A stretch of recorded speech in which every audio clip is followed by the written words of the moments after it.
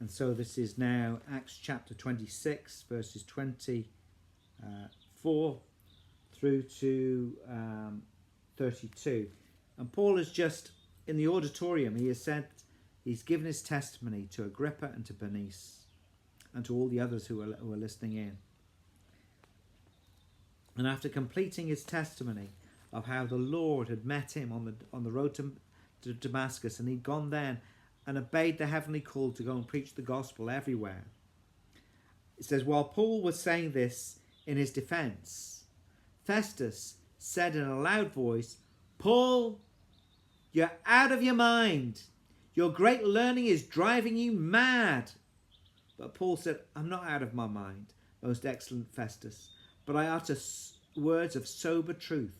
For the king knows about these matters, and I speak to him also with confidence, since I am persuaded that none of these things escape his notice.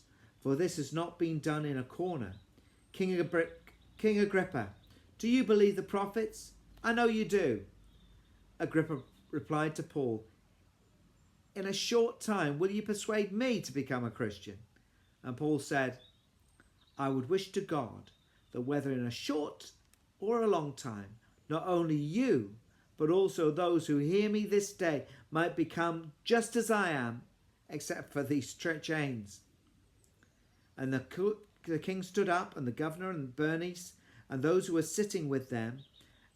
And when they had gone aside, they began talking to one another, saying, this man's not doing anything worthy of death or imprisonment. And Paul said to Festus, this man might have been set free if he hadn't appealed to Caesar. So this is the end now.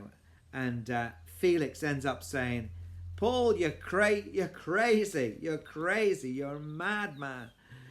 And Paul says, I'm not mad. I'm just telling you the gospel of Jesus. And Agrippa says, do you think just by coming in and talking to us for a few minutes now that you can persuade us to become Christians? And Paul says, I hope so, but whether it's over a short period or a long period, I pray that you and everyone who hears me here would become just like me, a believer in the Lord Jesus, just like me, except for, of course, these chains. And so they go away and they talk together. I think it sounds like they're a bit bewildered as to this testimony that Paul has come. And as they talk, they say, well, he hasn't really done anything wrong. Really, he should just be set free. But he's appealed to Caesar. It's written down. He's got to go to Caesar. But really, there's nothing really. The accusations don't hold up. There's nothing to answer. But he's got to go to Rome. How often it is when preachers of the gospel, and in the UK it would be street preachers. They're arrested for what they do and taken in, and then at the end of the day they say there's nothing to answer.